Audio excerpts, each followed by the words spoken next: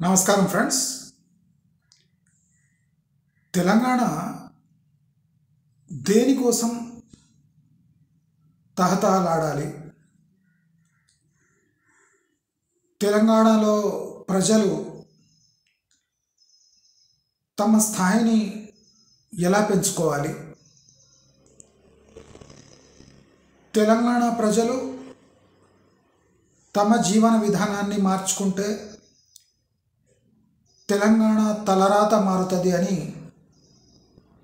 ఎప్పుడు గమనిస్తారు? తెలంగాణ ప్రజలను మభ్యపెట్టడం ఒక పెద్ద పని కాదు అని రీసెంట్లీ ఈ Marwadi go back, Gujarati go back అనే కుట్ర తెలంగాణ అస్తిత్వాన్ని, హైదరాబాద్ అస్తిత్వాన్ని దెబ్బతీసే విధంగా ఈ ఉద్యమం నడుస్తూ ఉంది. సపరేట్ తెలంగాణ అనే ఉద్యమం కొన్ని దశాబ్దాలుగా కొనసాగి, అంటే ఫోర్స్ఫుల్లీ ఒక స్టేట్ని ఇంటిగ్రేట్ చేయటం వల్ల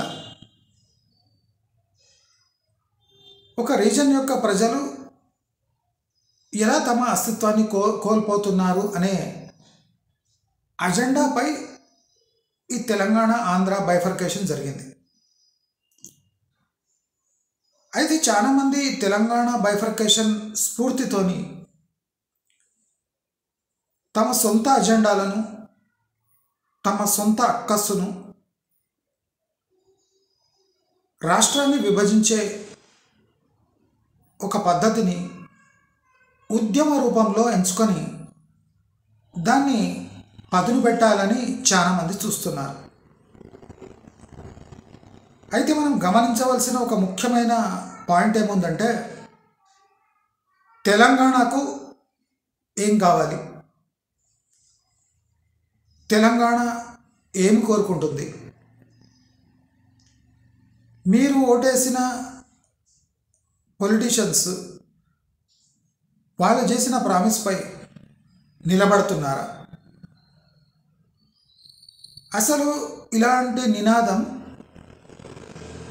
ఇప్పుడు గ్రామ పంచాయతీ ఎలక్షన్ అప్పుడే ఎందుకు స్టార్ట్ అయింది? బీఆర్ఎస్, కాంగ్రెస్ సైలెంట్గా ఎందుకున్నాయి? ఒక రాష్ట్రం యొక్క అస్తిత్వం దెబ్బతింటుంటే రూలింగ్ పార్టీ కామ్గా అబ్జర్వ్ ఎందుకు చేస్తుంది? పాలించిన బీఆర్ఎస్ సైలెంట్గా ఎందుకుంది? మార్వాడీల, గుజరాతీల ప్రాబల్యం హైదరాబాదులోనే ఉందా? అంటే వాళ్ళ ఫండ్స్ హైదరాబాద్లోనే ఖర్చు అవుతున్నాయా? అంటే పొలిటికల్ పార్టీస్కి ఫండ్స్ ఇచ్చేది ఓన్లీ హైదరాబాద్లోనేనా? అంటే ఇలాంటి ముఖ్యమైన అంశాలు మనం పట్టించుకునే అవసరం లేదు. తెలంగాణ వాళ్లకు ఆ తెలంగాణ ఉద్యమం, తెలంగాణ సపరేట్ చేయటం పెద్ద అచీవ్మెంట్గా భావిస్తున్నారు. చాలామంది మేము సపరేట్ తెలంగాణ సాధించామంటున్నారు. మనం గమనిస్తే తెలంగాణ బైఫర్కేట్ అయి 10 yearsలో భూముల రేట్లు ఆర్టిఫిషియల్గా పెంచేది తప్ప తెలంగాణ దేంట్లో అభివృద్ధి సాధించిందో ఒక బారోమీటర్ వేసి, ఒక పారామీటర్, ఒక పై గ్రాఫ్, పై చార్ట్, ఒక బార్ గ్రాఫ్ వేస్తే ఆటోమేటిక్గా అర్థమవుతుంది. 9 ఏళ్లుగా బీఆర్ఎస్ పరిపాలనలో మహిళల, అంటే ఎడ్యుకేషన్ లేదా మహిళల స్థితిగతులు చూస్తే బాటం నుంచి 3rd ప్లేస్లో ఉంది భారతదేశంలో. తెలంగాణలో 55% మహిళలు స్కూల్కు వెళ్ళటం లేదు. స్కూలుకు వెళ్ళని మహిళలు తమ కన్న పిల్లలను ఈ ఐఐటీనో బీటెక్కో చేయాలని కోరుకుంటున్నారు. కానీ మీరు తగిన ప్లాట్ఫామ్ వాళ్లకు కలిగిస్తున్నారా? తెలంగాణలో చదువుకున్న ఉద్యోగాలు వస్తలేవు. ఇక్కడున్న అరాకొర ఉద్యోగాలు కూడా బయటి రాష్ట్రాల వాళ్ళకు వెళ్ళిపోతున్నాయి. ఇది మనం గమనించాలి. ఇలా ఎందుకు జరుగుతుంది? అసలు ఇక్కడున్న అరాకొర ఉద్యోగాలు తెలంగాణ వాళ్ళు దక్కించుకోలేకపోతున్నారు. దానికి ముఖ్య కారణం ఏమి? ఉత్తీర్ణత శాతం తీసుకుంటే మహిళలు కూడా చదువుకునే బాలికలు బాలురు ఇద్దరు బ్రహ్మాండమైన పర్సంటేజ్తో పాస్ అవుతున్నారు కదా. మరి వీళ్లకు ఇక్కడున్న తెలంగాణలో ఉన్న ఉద్యోగాలు ఎందుకు దక్కుతలేవు? మనం ఆలోచించుకోవాల్సింది ఈ ముఖ్యమైన విషయాలు. చదువుకున్న వాళ్లకు ఉద్యోగాలు ఎందుకు దక్కుతలేవు? ఇది ఫస్ట్ పాయింట్. ఉద్యోగాల కల్పనలో ప్రభుత్వం ఎందుకు ఫెయిల్ అవుతుంది? Second point. తెలంగాణలో తాము సంపాదించిన డబ్బు ఆదా కాకుండా, ఇన్వెస్ట్ కాకుండా, బిజినెస్లో ఇన్వెస్ట్ కాకుండా ఎక్కడ పోతున్నది? వేలాది రూపాయలు జీడిపి పరంగా నెట్ గ్రాస్ ఇన్కమ్స్ తెలంగాణలో హైయెస్ట్ ఉన్న ఆ సంపాదించిన డబ్బు ఎక్కడ ఖర్చు అవుతున్నది? ఇలాంటి ఏరియాలో ఖర్చు అవుతున్నది. ప్రభుత్వ సబ్సిడీలపై అందరూ ఎందుకు ఆధారపడుతున్నారు? చాలామంది ఎడ్యుకేటెడ్ అయినా ఆ ఎడ్యుకేషన్ని ఎంప్లాయ్మెంట్గా ఎందుకు మార్చుకోలేకపోతున్నారు? చదువు సంధ్యారాని మార్వాడీలు గుజరాతీలు చేసే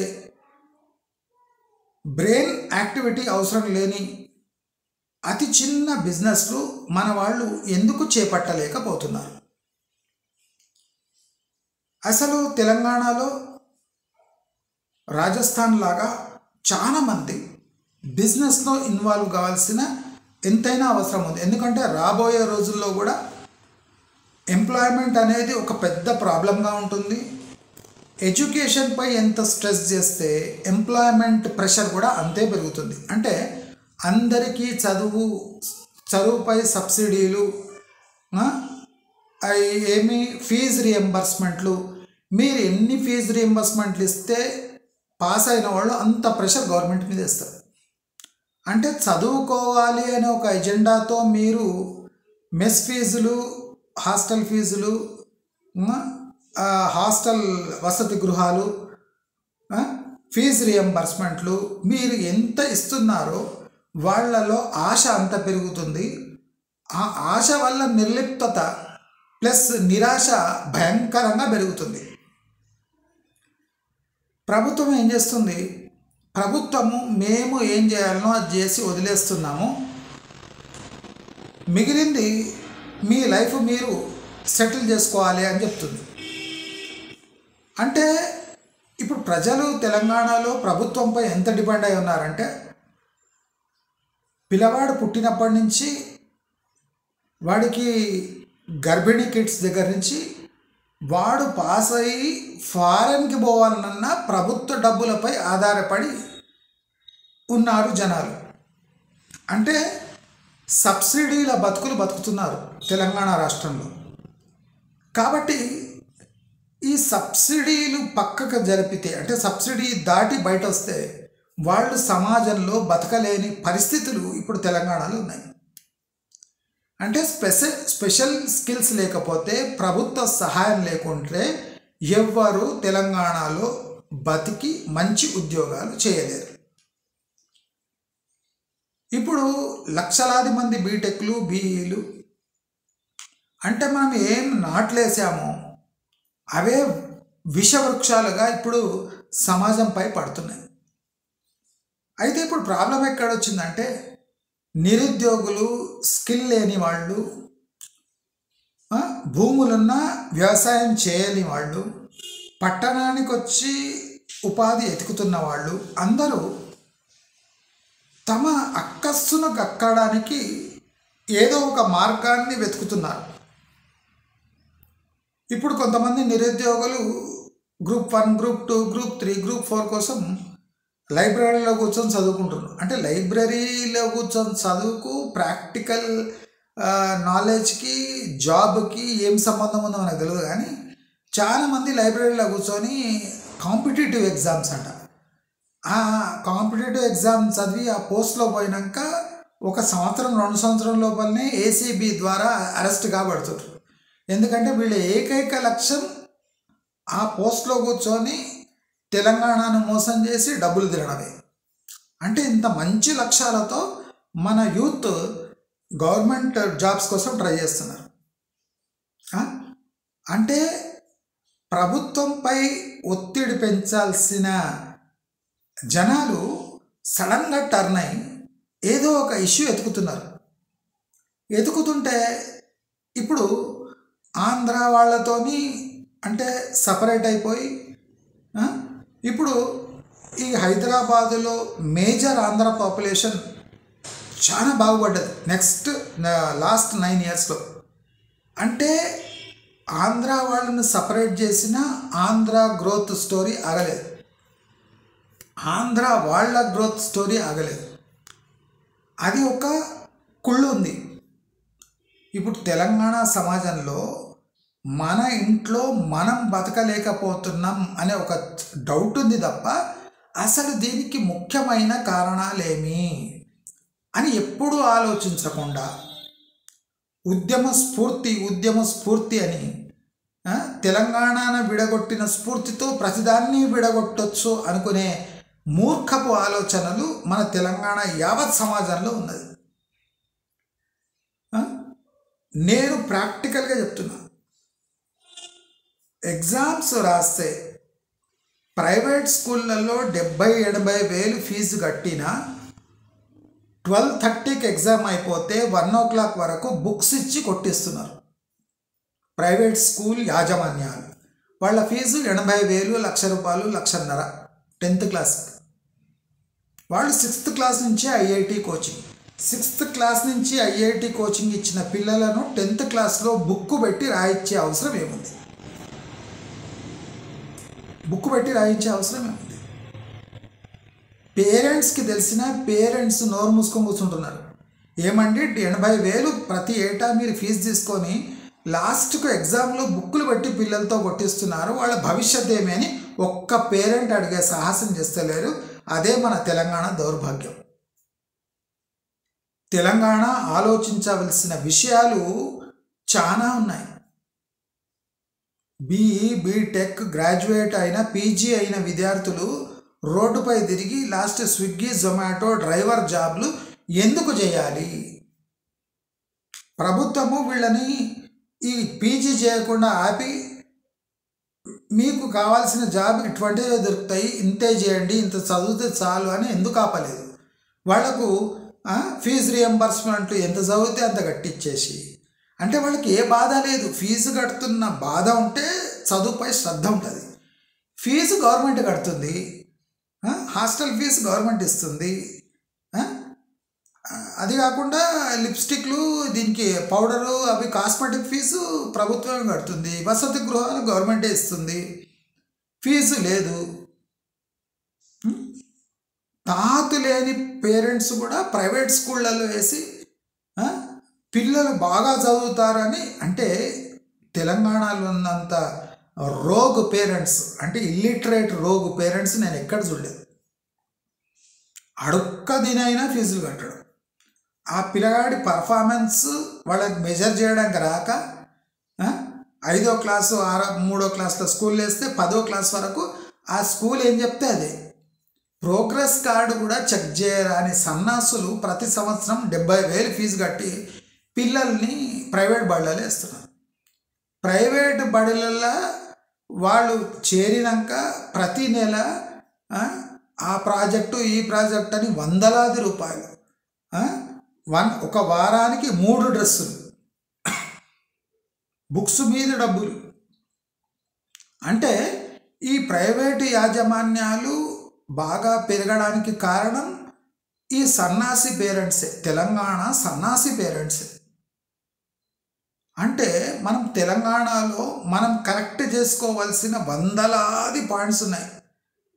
మనం ఏం చేస్తాము, ఆ వందలాది పాయింట్స్పై ఫోకస్ చేస్తే మన తెలంగాణ వాళ్ళ అంటే అస్తిత్వం బయటపడుతుందని భయపడి వణుకుతూ ఏం చేయాలి అర్థం కాక ఏదో ఒక దిక్కుమాలిన ఇద్దరు కొట్లాడుకుంటే అది బీసీలపై దాడి, మార్వాడీల అహంకారం అని చెప్పి రోడ్డు మీద చార్మినార్ దగ్గర పోతే రోజు 100 మంది కొట్లాడుకుంటారు.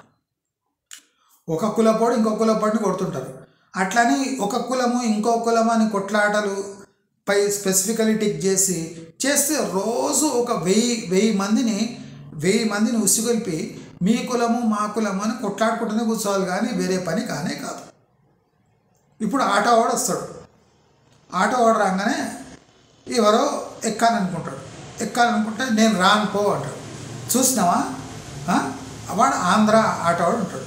చూసినావా ఆంధ్ర అహంకారం, మన స్టేట్కి వచ్చి నేను ఆటో ఆపితే నన్నే నేను రాను పో అంటాడా, ఇది ఆంధ్ర అహంకారం కాదా అంటాడు. ఇంకో తెలంగాణ ఆటో డ్రైవర్ వస్తే ఆంధ్రవాడు ఏం బాబు వస్తావా కుక్కడపల్లి అంటాడు. అంటే ఎవడొస్తాడమ్మా చూసారా, తిండికి గతి లేకపోయినా వాడికి అహంకారం చూడండి, ఆంధ్ర వాడనని వాడు తెలంగాణ వాళ్ళు ఇంతే వచ్చిన బిజినెస్ని పోగొట్టుకుంటారు దరిద్రులు అని తిడితే రోజుకి ఇటువంటివి వేల లక్షల కేసులు అవుతాయి. అంటే ఒకడిపై ఒకడికి ద్వేషం పెంచుకోవడానికి మన దగ్గర అంత టైం ఉంది. మన దగ్గర ఎంత టైం ఉంది అంటే చిన్న పాయింట్ని ఒక అగ్గరాగా చేసి కొన్ని కులాల మధ్యలో చిచ్చు పెట్టి, అంటే దీనివల్ల మార్వాడీలు బిజినెస్ గుజరాతీల బిజినెస్ ఏమైనా ఎఫెక్ట్ అవుతుందా అంటే 1% కూడా కాదు. 1% కూడా కాదు. నేను చెప్తున్నా, ఇవాళ ర్యాలీ తీస్తే 50 మంది 100 మంది కూడా లేరు. Gujarati go back, Marwadi go back అట. ఎందుకు పోతారు? పోరు. అసలు నేనే పోనీయాను. అవసరం వస్తే ఒక పెద్ద మీటింగ్కి పోయి వాళ్ళని ఎవ్వరు పోకండి, మీరు అసలు ఏం చేయాలి తెలంగాణలో అని చెప్తా. కరెక్షన్ కావాల్సింది మన దగ్గర. వాళ్ళంతా ఐకమత్యంగా ఉన్నారు, వాళ్ళంతా రింగ్ అవుతున్నారు, మళ్ళీ మీరు కూడా రింగ్ గంట కదరా, రింగ్ కాండి చూద్దాం. అంటే డబ్బులు లేవు. ఎందుకు లేవు అంటే ఒకటి చెప్పండి, ఎప్పుడు తప్పదాగి వాడు ఉంటారు తెలంగాణ వాళ్ళు. మటన్ తింటారు, 900 రూపాయలు మటన్ తినాలన్నా మీరు? మీ ఆదాయం ఎంత? నేను ఎన్నోసార్లు చెప్పిన, మటన్ తినడం మానేసేయండి, మందు తాగడం మానేయండి, మీ దగ్గర డబ్బులు మిగులుతాయని. కానీ తెలంగాణలో ఒప్పుకుంటారా? హయ్యెస్ట్ లిక్కర్ కన్సంప్షన్ టోటల్ కంట్రీలో తెలంగాణ. మీరు బిజినెస్లో పెట్టడానికి డబ్బులు ఎక్కడ మిగులుతాయి? అది మా కల్చరు, మా ఇష్టం అంటున్నాం. మీ ఇష్టమే కరెక్టే, మరి డబ్బులు మిలుచుకున్నాడు వాడు బిజినెస్ చేసుకుంటాడు, నువ్వు తప్పదాగి రోడ్ల మీద పడతావు. డిఫరెన్స్ అంతే. నీవు రోజు ఖర్చు పెట్టే 300 ఒక మార్వాడి వాడు మిగిలించుకొని ఒక చిన్న బిజినెస్ ఇస్తాడు, నీవు తిని తాగి పొద్దున్న లేచి ఉత్సవం వస్తావు. అర్థమైందా? వాళ్లకు మీకున్న డిఫరెన్సే అది. చాలా స్పష్టంగా చెప్తుంది. ఇప్పుడు ఎవరైనా తెలంగాణ అంటే తాగుబోతులు, కళ్ళు సారా దాగి పండుకునే జనాలు అని ఎందుకంటారు? డేటా చెప్తుంది. మీరు హయ్యెస్ట్ కన్సంప్షన్ ఆల్కహాల్ ఇండియాలో అని. మీ జీవన ప్రమాణాలేమో ఘోరంగా ఉన్నాయి.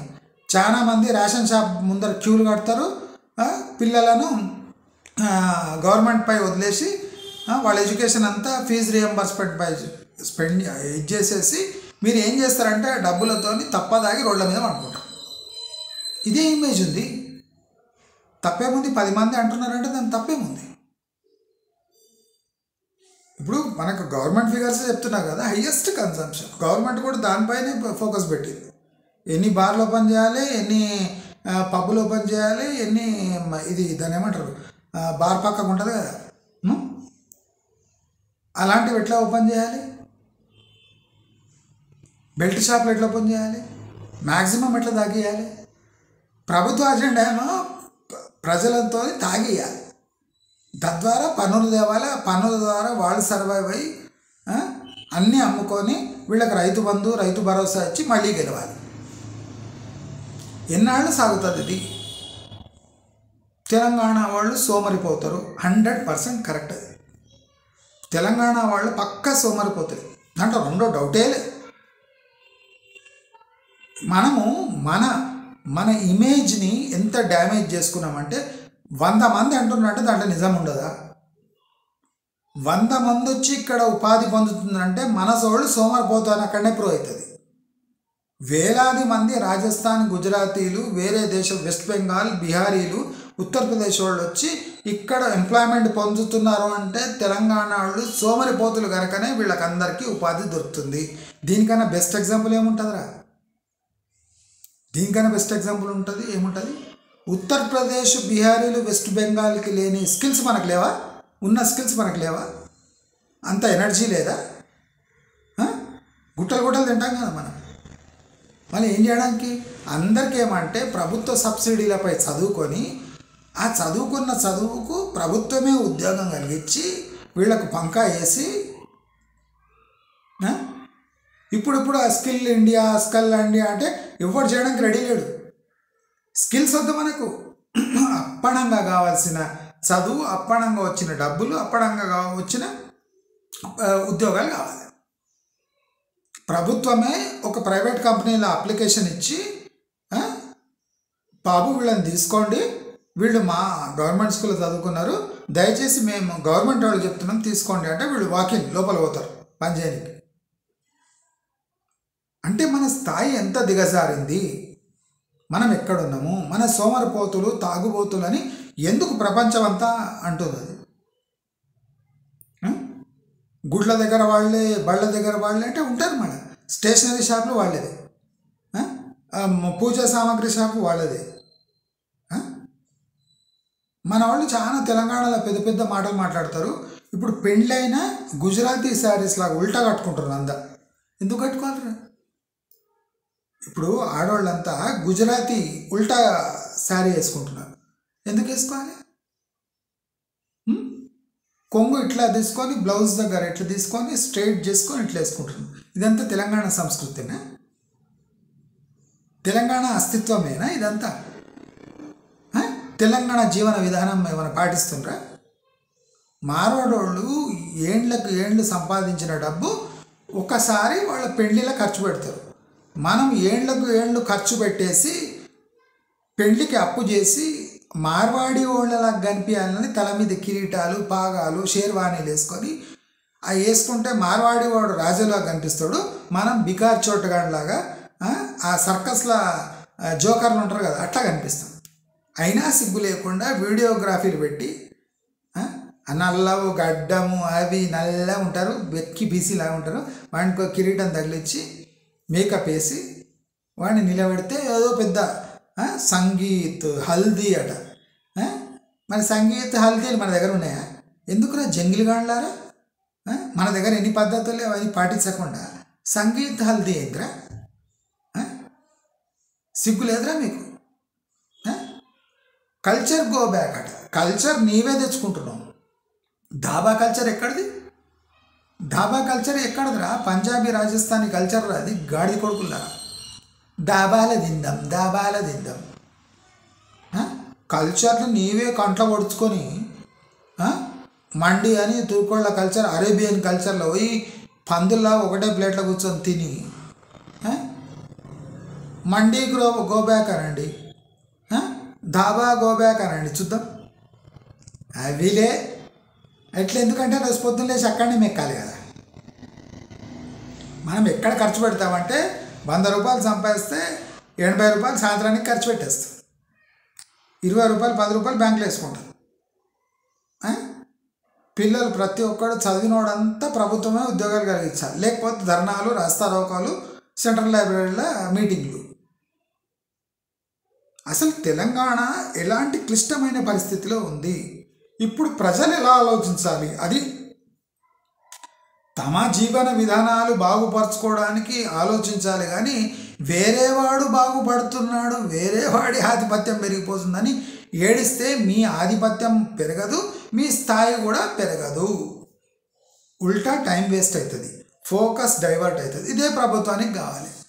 ప్రభుత్వానికి ఇప్పుడు నిరుద్యోగం ఉన్న పరిస్థితి నిరుద్యోగుల పరిస్థితి, చదువుల రియంబర్స్మెంట్లు, రైతు బంధు, రైతు భరోసా, ఇదంతా ఫోకస్ పోవాలంటే ఇటువంటి ఒక చిల్లర అజెండా తెరపైకి వస్తే ప్రభుత్వాలు కూడా ఏ డౌట్ లేకుండా ఇంకో 3 ఏళ్ళు సునాయాసంగా పరిపాలించే ఒక మంచి అస్త్రాన్ని మీరే ప్రభుత్వం చేతికి ఇచ్చారు.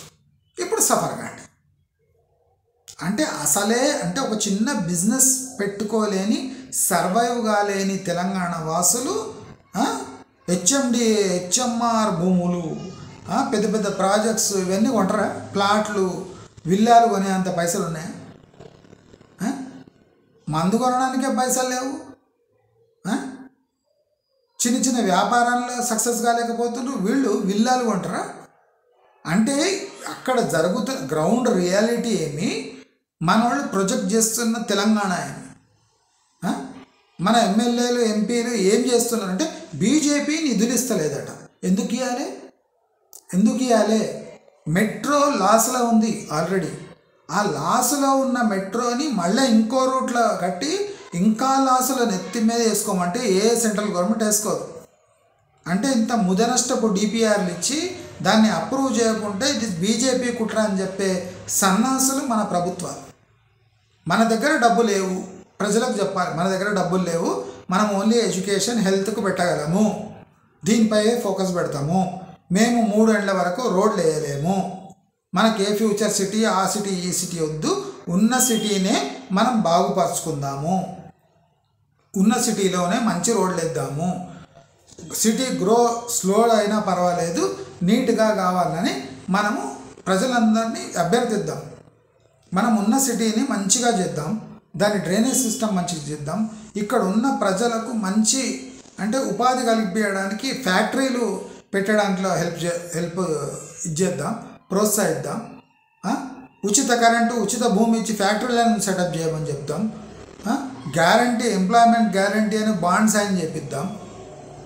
మనం ఇక్కడ ఉన్న ప్రజలను బీటెక్, బీఈ ఇడిచిపెట్టి మామూలు గ్రాడ్యుయేషన్, ఇంటర్ తర్వాత స్కిల్ సెట్స్ నేర్పించి వాళ్ళను ఉద్యోగం కల్పిద్దాం. అంటే ఇటువంటి మెయిన్ అజెండాలు ఇడిచిపెట్టి అసలు సక్సెస్ఫుల్ కానే కాదు. ఇన్నేళ్ళు వాళ్ళను పెంచి పోషించిన మనం సడన్గా ఒకరోజు ఇట్లా ఫ్లిప్ అయిపోయి వాళ్ళు దొంగలు, వీళ్ళు లంగాలు అంటే వినేటోడు ఎవ్వడు పిచ్చోళ్ళు కాదు. అర్థమైపోయిందా? ఇది ఏదో అజెండా ప్రకారమే కొంతమంది చేపిస్తున్నారని అందరికి అర్థమైపోయింది. ఇప్పుడు మార్వాడీలు అక్రమం చేస్తారు నిజమే, గుజరాతీలు అక్రమం. నేను ఒకటే అడుగుతా, వాళ్ళ అక్రమాల వెనుక పెద్ద బ్యాక్గ్రౌండ్ ఉంది. వాళ్ళ మ్యానుఫ్యాక్చరింగ్ బేస్ గుజరాత్, రాజస్థాన్లో పటిష్టంగా ఉంది. అంత సామాన్ అక్కడి నుంచి వచ్చి ఇక్కడ వాళ్ళు రాజ్యం వెళ్తున్నారు. మన దగ్గర ఫ్యాక్టరీ బేస్ లేదు. మన బిజినెస్ కమ్యూనిటీలో ఒక అంటే అందరు కలిసి ఒక ఫ్యాక్టరీలు పెడదాం, ఇక్కడ ఎంత ఆగ్రో ప్రాజెక్ట్స్ ఉంది, పెద్ద పెద్ద ఆగ్రో బిజినెస్లు పెడదామని లేదు. ఎవడో వచ్చి కర్మ కొద్దీ హైదరాబాదులో సెటిల్ అయ్యి వాళ్ళు డెవలప్ అవుతుంటే అది చూడలేక, ఆ టెక్నిక్ మనకు తెలియక ఫ్రస్ట్రేట్ అయిపోయి అడిగే అహం అడ్డొచ్చి పోయి అడుక్కోవాలి. గుజరాతీ సాబ్ కైసా కర్నా బోలో, తుమ్లా కైసా కడితే ప్లీజ్ బోలో అంటే వాడు చెప్తాడు. నీకు అహంకారం అడ్డొచ్చింది, తినడానికి తిండి లేకున్నా అహంకారం ఎక్కువ. కాబట్టి ఏమవుతుంది, ఈ అజెండా సక్సెస్ఫుల్గానే కాదు. నువ్వు కాపీ అన్న కొట్టాలి, కాపీ అన్న కొట్టి బిజినెస్ చేయాలి, లేదా అడుక్కోనన్న టెక్నిక్స్ తెలుసుకోవాలి, లేదా సొంతంగా రిస్క్ తీసుకొని బిజినెస్లలో ఎంటర్ కావాలి. అంతేగాని ఎవడో వచ్చి కర్మజాలి హైదరాబాద్కి వచ్చి వాడు డెవలప్ అవుతుందంటే వాడి మీద పడి ఏడిస్తే నవ్వుల పాలవుతారు. అంటే మీకేదో దమ్ము ధైర్యం లేదు, మీరు చవటలు. కాబట్టి దేశంలో నలుమూలల నుంచి వచ్చి ప్రజలు ఇక్కడ స్థిరపడుతున్న మన సొంత ప్రజలు దేహి దేహి అంటున్నారంటే దానికి కారణం వీళ్ళ అహంకారము, వీళ్ళలో నిర్లిప్తత. వీళ్ళు ఎడ్యుకేటెడ్ ఉన్న ఆ ఎడ్యుకేటెడ్ స్టాండర్డ్స్లో ఒక స్టాండర్డ్ లేని జనాలు లక్షల సంఖ్యలో చదువుకొని బయటికి వెళ్ళి ఆ అహంకారంతో బిజినెస్ చేయక, చిన్న చిన్న పనులు చేయక, ఇతర రాష్ట్రాల వాళ్ళకి అవకాశం ఇస్తున్న చవటలు అంటారు. కానీ అబ్బో తెలంగాణ వాసులు పెద్ద హృదయం ఉన్నోళ్ళు, వాళ్ళ పక్కకు సరిపోయి మాకు జాబ్స్ ఇస్తున్నారని కాదు. తెలంగాణ వాసులు సోమరిపోతులు కాబట్టి లేబర్ పనులు కూడా బీహారీలు, రాజస్థానీ వాళ్ళు, ఉత్తరప్రదేశ్ వాళ్ళు, వెస్ట్ బెంగాల్ వాళ్ళని తీసుకుంటున్నారు కానీ మన వాళ్ళని తీసుకుంటున్నారు. అంటే అంత స్థాయి అంత గలీజ్గా పడిపోయింది. కాబట్టి మనమందరం ఒకటి గమనించాలి. మనం మభ్యపడకుండా మనని మనం సంస్కరించుకోవాలి. ఎవడు అంటుండు తెలంగాణ వాళ్ళని అంతకాదు, మనకు 5 hours టైం ఇస్తే 5 hours తిట్టినా సరిపోదు. అంత ఘోరమైన పరిస్థితుల్లో మనం ఉన్నామని తెలుసుకోకుండా ఒక ముదనష్టపు ఎజెండా ఎత్తుకొని వాడు గల్లీలో 10 షాపులు పెట్టి 10 షాపులు నడిపిస్తారు. ఎట్లా నడిపిస్తారు ఒకసారి అడగండి. వాడు పోయి కాళ్ళు పట్టుకొని అడగండి, బాబు మీరు 10 షాపులు పెడతారు, గల్లీలో 10 షాపులు నడుస్తాయి, ఎట్లా నడుస్తాయి? రహస్యమేమి? మాకు చేతగాని టెక్నిక్ చెప్పవా ప్లీజ్? తెలంగాణ యావత్తు మొత్తం ఏకమైన వీళ్ళ బిజినెస్ టెక్నిక్స్ తెలుసుకోలేకపోతుందంటే తప్పెవరిలో ఉంది? మీ భూమి, మీ స్టేటు, మీ సిటీ, మీ జిల్లాలు, కానీ మీకు వాళ్ళు వచ్చే వరకు ఆ బిజినెస్ అట్లా నడిపించచ్చు అని తెలియదు అంటే దానికి కారణం వాళ్ళ మీరా? వాళ్ళ మన ప్రభుత్వమా? వాళ్ళ మన సంస్కారాల? వాళ్ళ మన సొసైటీనా? ఒక్కసారి అందరూ ఆలోచించాలి. కళ్ళు మూసుకొని ఆలోచించండి, కళ్ళు తెరిచి ఆలోచించండి. ఎలాగైనా ఆలోచించండి. ఆత్మ అంటే మీ ఆత్మను అడగండి. మనం ఎక్కడ తప్పు చేసినాము? మనం చదువుకొని తప్పు చేస్తున్నామా, లేదా చదువుకోకుండా తప్పు చేస్తున్నామా? ఇన్నేళ్ళైనా మన పరిస్థితి ఇలాగ ఎందుకు ఏర్చింది? మన దగ్గర డబ్బు లేదు కానీ రియల్ ఎస్టేట్ ప్రైసెస్ 300% ఎట్లా పెరిగినాయి? అసలు ఈ పెరుగుదలకు కారణం ఎవరు? మన ఊర్లో మన దీంట్లో మనమే ఇల్లు కట్టుకోలేని దుస్థితి ఎందుకు ఏర్పడ్డది? దీంట్లో ప్రభుత్వం పాత్ర ఎంత, మన పాత్ర ఎంత, మన సొసైటీ పాత్ర ఎంత, మన ఎడ్యుకేషన్ పాత్ర ఎంత, క్వాలిటీ ఆఫ్ ఎడ్యుకేషన్ ఎలా ఉంది? ఇంజనీరింగ్ స్థాయికి పోయినా కాపీ కొట్టే రకాలు మనం ఎందుకు కొడుతున్నాం అట్లా? ఇంజనీరింగ్ స్థాయి వరకు పోయి అక్కడ గవర్నమెంట్ సబ్సిడీతో చదువుకొని సబ్జెక్టులు టన్నుల కొద్ది సబ్జెక్టులు మిగిలిపోయి సెకండ్ ఇయర్ థర్డ్ ఇయర్ సబ్జెక్టులే కూడా పాస్ కాకుండా అప్పుడే ఇంజనీర్ ముగించడానికి వచ్చినా అన్ని బ్యాక్లాగ్స్ పెట్టుకొని ఎందుకు అలా జరుగుతుంది? బ్యాక్లాగ్స్ క్లియర్ చేసిన వ్యక్తి పోయి సాఫ్ట్వేర్లో జాబ్లో జాయిన్ అవుతుందంటే వాడిని తీసుకుంటారా? తీసుకోరు. అంటే మన దగ్గర కోకొల్ల ప్రాబ్లంలు ఉన్నాయి. క్వాలిటీ ఎడ్యుకేషన్ ఒక ప్రాబ్లం, యాటిట్యూడ్ ఒక ప్రాబ్లం, సోమర్థనం ఒక ప్రాబ్లం, కుళ్ళు ఒక ప్రాబ్లం, నిర్లిప్తత ఒక ప్రాబ్లం, మన సొసైటీ వ్యవస్థ ఒక ప్రాబ్లం, అగ్రికల్చర్ ఒక ప్రాబ్లం. ఇప్పుడు మన తెలంగాణలో డిస్కస్ చేయవలసిన మెయిన్ థింగ్ అగ్రికల్చర్. ఇంత పెద్ద విస్తారమైన ల్యాండ్ ఉండి ఇన్ని కాళేశ్వరంలు, ధవళేశ్వరంలు, అడ్డమైన లేశ్వరంలు అన్నీ కట్టిండ్రు కదా. మళ్ళీ దీనివల్ల వచ్చే నీటిని మనం ఉపయోగించుకొని ఇప్పుడు మనం మామూలు పంటలు కాకుండా వాణిజ్య పంటలు మనం పండించగలుగుతున్నామా? కూరగాయలు కూడా మనం వేరే రాష్ట్రాల నుంచి తెప్పించుకునే దౌర్భాగ్య పరిస్థితి ఎందుకు వచ్చింది? ఆలుగడ్డలు, ఉల్లిగడ్డలు మహారాష్ట్ర నుంచి తెప్పించుకునే అవసరం ఎందుకు వచ్చింది? క్యారెట్లు పంజాబ్ నుంచి రావాల్సిన అవసరం ఏమొచ్చింది? చిరుధాన్యాలు మధ్యప్రదేశ్ నుంచి రావాల్సిన అవసరమే వచ్చింది. మన ఫార్మర్స్ ఏం బీకుతున్నారు? రైతు భరోసా, రైతు అవన్నీ మింగి మన రైతులు ఏం బీకుతున్నారు అని ప్రతి ఒక్కరూ ఆలోచించవలసిన విషయాలు ఇవి. ఇవన్నీ విడిచిపెట్టి మార్వాడి వాళ్ళ కల్చర్ గో బ్యాక్ అట. కల్చర్ నడుచుకుంటూ పోతుందిరా యూజ్లెస్ ఫెలో. శ్యామ్ అనేటువంటి పెండల చెప్పు ముంచి కొట్టాలి ముఖాన. యూజ్లెస్ ఫెలో ఎక్కడైనా కల్చర్ నడుచుకుంటూ పోతుందిరా? కల్చర్ గో బ్యాక్ అరే. కల్చర్ ఎట్లా గో బ్యాక్ అవుతుందిరా? Useless fellow. ఎవడో తాగి పండే కల్చర్ మా కల్చర్ అంటుండు. నీ కల్చర్ నీకుంటే వాళ్ళ కల్చర్ వాళ్ళకు ఉంటుంది. ఎవడు కల్చర్ ఎవడు వదులుకోడు. గుర్తుపెట్టుకోండి. నీదో పెద్ద బోడీ కల్చరు, దాన్ని అందరూ అడాప్ట్ చేసుకోవాలి, వాళ్ళ కల్చర్ని విడిచిపెట్టాలి. ఎందుకు విడిచిపెడతారు? ఎవరి బుద్ధి వాడిదే. ఇప్పుడు కేరళ వాడి బుద్ధి కేరళ వాడిదే ఉంటుంది. వాడి బోర్డు చచ్చేవాడికి బోర్డు వాడిని. తమిళనాడు కల్చర్ తమిళనాడు వాడిది అట్లనే ఉంటుంది. అర్థమైందా? పంజాబీ కల్చర్ ఉంటుంది. ఎవరి కల్చర్ వాళ్ళు చావదు. వాళ్ళు చచ్చినా చావదు. మీకు ఏ అజెండా లేక, టైంపాస్ కాక, ఉద్యోగాలు లేక, బిజినెస్ ఎట్లా చేయాలో చేతగాక మిమ్మల్ని మీరు ఇన్సల్ట్ చేసుకునే బదులు 10 మందిని ఇన్సల్ట్ చేస్తే మన పరువు మీరు నిలబడుతుంది. ఎవడు మమ్మల్ని అడగాలని ఇదొక అజెండా తీసి ఏదో రాష్ట్రాల నుంచి దూరం రాష్ట్రాల నుంచి వచ్చిన వాళ్ళపై పడ్డా ఏమన్నా ఎఫెక్ట్ అవుతుందో ఏం కాదు, వాళ్ళకు చిల్లరగాళ్ళలా ఇస్తారు మిమ్మల్ని. మీరు బాగుపడండి, మనం ఎట్లా బాగుపడాలి, వాళ్ళకు కాంపిటీషన్ ఎట్లా ఇవ్వాలి అని ఒక రౌండ్ టేబుల్ పెట్టకుండా వాళ్ళని తనిధర్మేస్తాం, వాళ్ళను గో బ్యాక్ అంటాం, వాళ్ళ కల్చర్ గో బ్యాక్. ఈ కల్చర్ గో బ్యాక్ ఏంద్రా యూజ్లెస్ ఫీలో, చెప్పు తీసుకొని కొట్టాలి జోడుకులని. కల్చర్ ఎట్లా వెనకపోతుందిరా హౌలే? కల్చర్ ఎక్కడన్నా వాపస్ వెళ్ళిపోతుందిరా? ఇప్పుడు ఇండియన్ కల్చర్ గో బ్యాక్ అన్నారు అనుకో. ఇప్పుడు అమెరికాలో పోయినారు, ఎవడో అమెరికా పోయిండు, అమెరికాలో ఇండియన్ కల్చర్ గో బ్యాక్ అనగానే ఎట్లా అంటే మన వాళ్ళు రెడీగా ఉన్నారు మన ఇండియన్ కల్చర్ ఇవ్వడానికి. కానీ గలీజ్ నా కొడుకులు మొత్తం రాష్ట్రాన్ని సర్వనాశనం చేసేటట్టు చేస్తారు. కల్చర్ ఎట్లా గో బ్యాక్ అవుతుంది? కల్చర్ ఎక్కడ వాపస్ పోతుందా? ఏమో ఎట్లా డెటాల్లో ముంచి తీయాలనా కల్చర్ని తీసేయడానికి? ఫినాయిల్లో ముంచి తీయాలనా? వాళ్ళ కల్చర్ మన కల్చర్ గట్టిగా వాళ్ళ కల్చర్తో ఎందుకు భయపడతావు? ఇప్పుడు పెండ్లిళ్ళు బర్త్డేలు అన్నీ వాళ్ళ కల్చరే. ఎందుకురా దేకినరు వాళ్ళ కల్చరు? మన కల్చర్ గట్టిగా ఉన్నాక వాళ్ళ కల్చర్ ఎందుకు దేకాలరా మీరు?